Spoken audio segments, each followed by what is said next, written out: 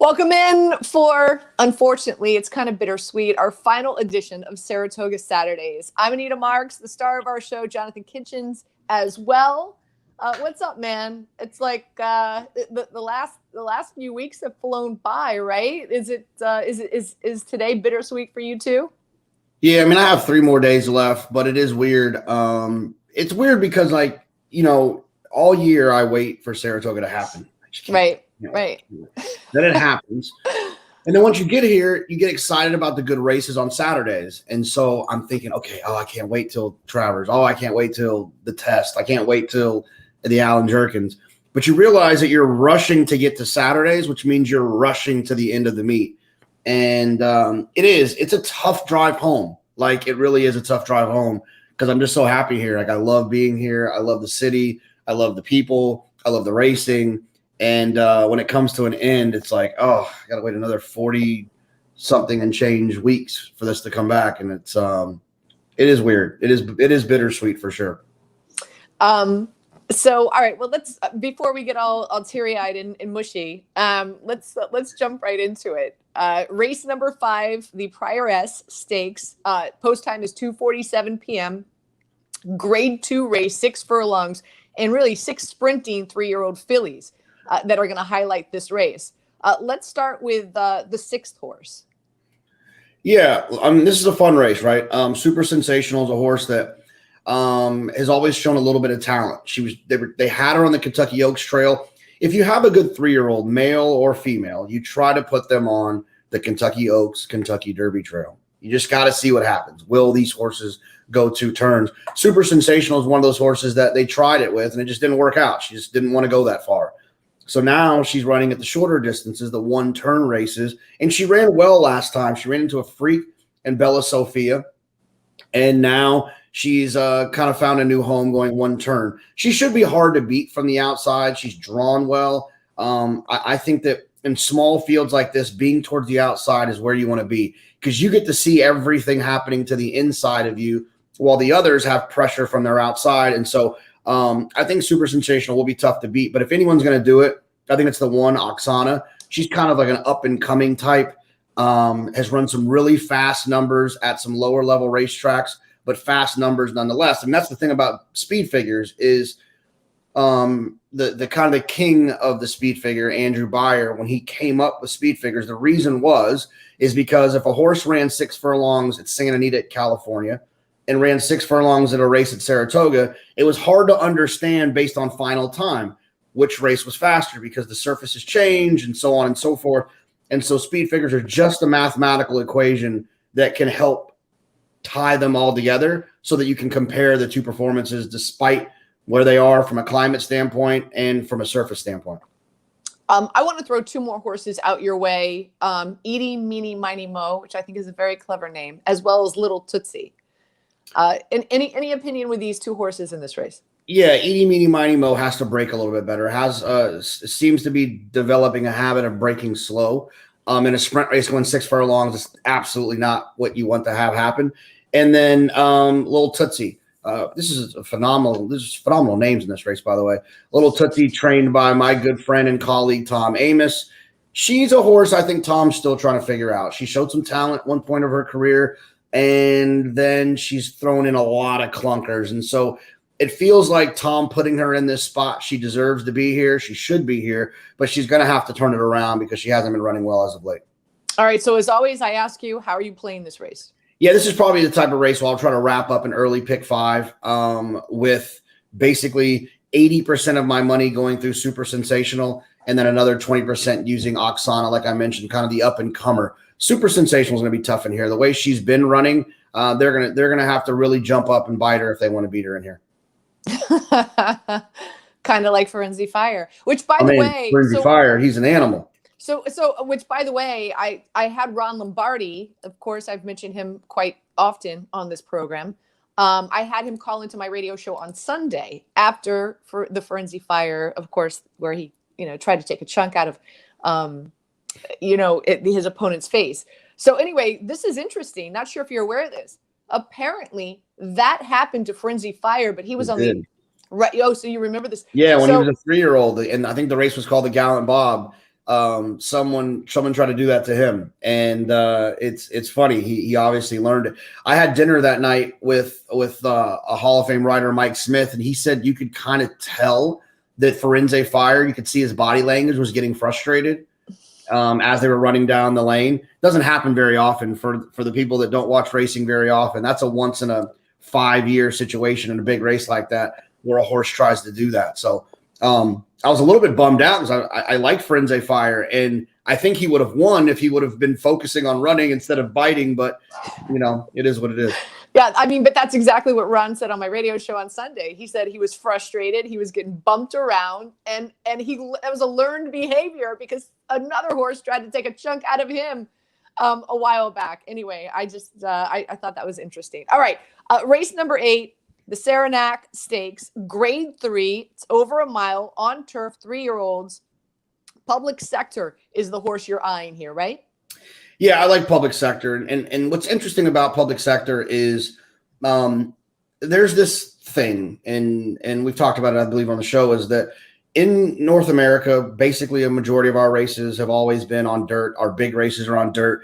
If you go to Europe, you go to Great Britain or Ireland or Australia or wherever, most of their racing is done on the grass, on the turf. We have turf racing too, but it's been long believed that they're better than us in turf racing.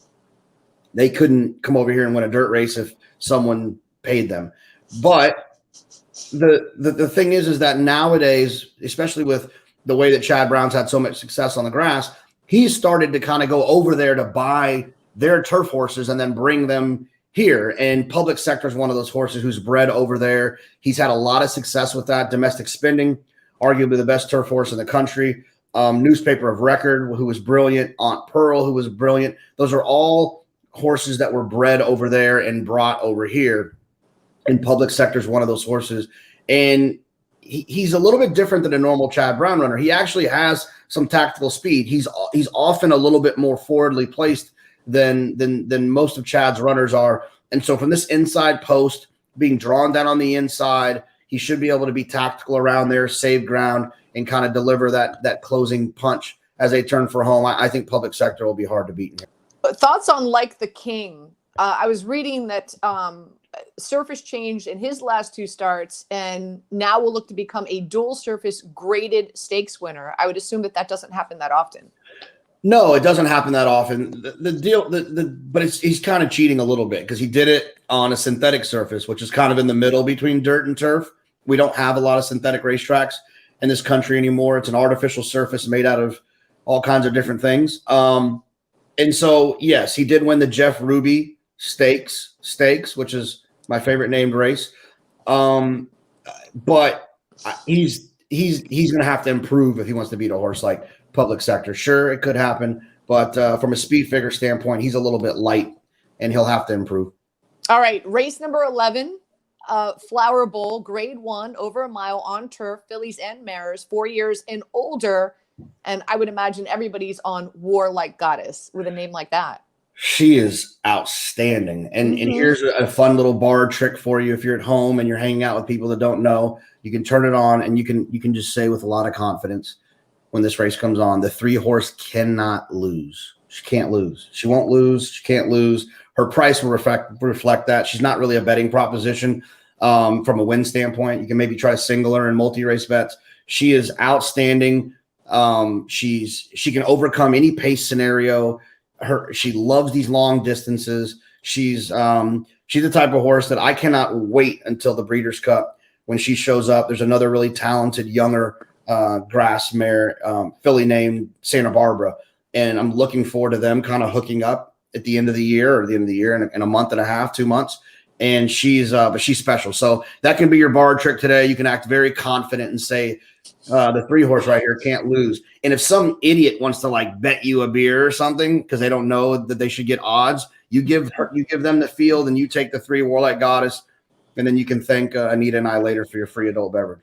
There you go. All right, race number 12, the Jockey Club Gold Cup. Post time is at 6:46. Another Grade 1, over a mile, 3-year-olds and more. This is a short field, only 6 horses, but you like the 1 horse, right? Yeah, I like the 1 Forza de Oro. It's a horse that seems to be progressing. He's a horse that Kind of had some starts and stops. Obviously had some issues throughout the career. He's only run 6 times. He's a 4-year-old. That's pretty light for a 4-year-old. He clearly had some issues along the way, whether it be injuries or whatever. But he's really kind of progressing now. He's kind of run some races consecutively now. He's running fast races. He's going to appreciate the ground. That's not going to be a problem at all for him in terms of going a mile and a quarter. I think he'll be tough. Now, he's not a lock by any means. I just think he's the most likely winner. A horse I think that could offer a little bit of value is the 4 Happy Saver. Happy Saver was undefeated until his last start. That came on a sloppy racetrack in a kind of an oddly run race where the pace wasn't particularly quick that day, and Happy Saver was coming from out of it. I think Happy Saver is going to run much better, appreciating the mile and a quarter, the 2 turns here at Saratoga, a dry racetrack. So those are the 2 horses I feel like can or will win the race. Forza Diora, like I said, is the one I think will probably win. Happy Saver should present some value, and a horse that if you're playing a late pick 4, pick 5, or pick 6, you can single Warlike Goddess in the race before the Flower Bowl. I think you want to use Happy Saver and Forza Diora. I'm going to throw out 2 more names for you, 2 more horses. The 2-horse Max Player, we've talked about him before on our program. Very versatile, horse that could really kind of sit back, sit close to the lead, and then take some advantage. And Night Ops, the 5-horse. Either of those interest you in any kind of trifecta or exacta? Yeah, Max Player is a horse that I feel like last time was the kind of the time he took advantage of a slow pace race that I had mentioned Happy Saver was in. I think he liked the surface. I think he liked the big swooping basically one turn mile and a quarter that you see downstate at Belmont. I don't have any interest in him here in this race. I think that like I said, I think last time was the time. And the 5 Night Ops, he's the type of horse that I could see winning this race. The deal with Night Ops is he needs a little bit of pace to close into. He kind of comes from out of it. In his best races, he comes from out of it. And so my fear is that the pace won't be fast enough for him. But if anyone were going to win this race outside of Happy Saver or Forza Dioro, it would be Night Ops for me. And he's trained by Brad Cox, who's basically having one of the best years you've seen in racing in a long time, with Essential Quality and Knicks Go, and the list goes on. Okay. Well, that kind of sums up our races, and unfortunately it kind of sums up our season here for Saratoga Saturdays. Now my attention turns to football as the NFL is about to kick off, and over the weekend, it is, by the way, it's Labor Day weekend. Happy Labor Day weekend to everybody. But I have I want to say, if I remember, I have 6 or 7. So I'm in 12 fantasy football leagues. I've got about 7 drafts from tonight all the way through Monday. Are you playing fantasy football this season? Well, I think so. Yes. You think so? Well, I'm curious. Do handicappers and trainers and everyone kind of in your field? Do you guys have fantasy football leagues that you all partake in? Oh yeah, absolutely. I mean, I've been playing since, I don't know, I've been probably playing in the same league for 20 years. I'll draft that league, I think, while I'm driving home. And then I'm in another league where I'm on probation because last year during the Breeders' Cup, I was playing the Breeders' Cup betting challenge and I forgot to set my lineup. Ooh, party foul. That cost my friend Lafitte Pinkai the championship in the league. So I'm on probation there. So I got to be careful because I forget. It's like I got to set my lineup while I'm making pick 6 tickets, and it happens. So it's a lot. Champagne problems. I'll do better. Hashtag champagne. I mean, listen, you have provided us with such unbelievable knowledge for the Saratoga month that we've enjoyed. Any questions for me in regards to fantasy football before we sign off? Yes. I need that young receiver. Who's the rookie that I need to grab in the 8th, 9th round? The young rookie receiver. The Jets are going to be god awful. And so I think they're going to be down a lot, and Zach Wilson is going to be chucking the ball all over the playground to Elijah Moore. I think Elijah Moore could be a really sneaky good late round pick.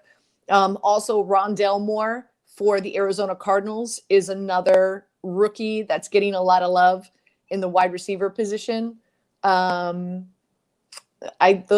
are really it. Listen, I love Kyle Pitts. To me, Kyle Pitts was the best college player coming out this year. And of course, now he's with Atlanta. Julio Jones is no longer there. I think he's going to be a huge factor in the red zone for Matty Ice. And that's a tight end that you could get in the 4th or 5th round. That would be my Jamar Chase. Yeah. If he could only catch some balls. Yeah. I heard he's been awful. Yeah. Right. But I honestly, I don't, when I'm here, I don't pay attention to anything else. Not because I don't want to, I just can't.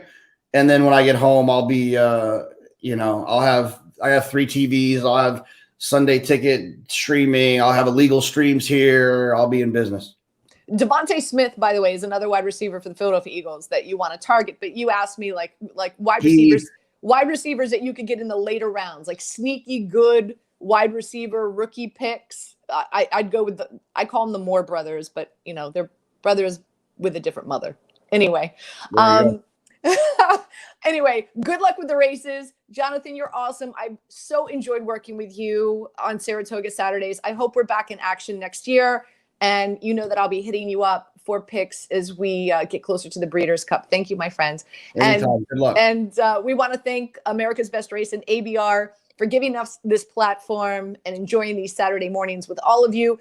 And of course, it doesn't end here. ABR, the best in the business in providing all horse racing information. So make sure you check out their website for all their articles and their shows. And again, as the Breeders' Cup is just a few weeks away. Enjoy your Labor Day, everybody. Thank you. It's America's original sport, and no one covers it better than americasbestracing.net. From the sport to the lifestyle, the best races, horses, and destination venues, cocktails, gambling, fashion, and more. americasbestracing.net is a sport for you. Live it, love it, bet it.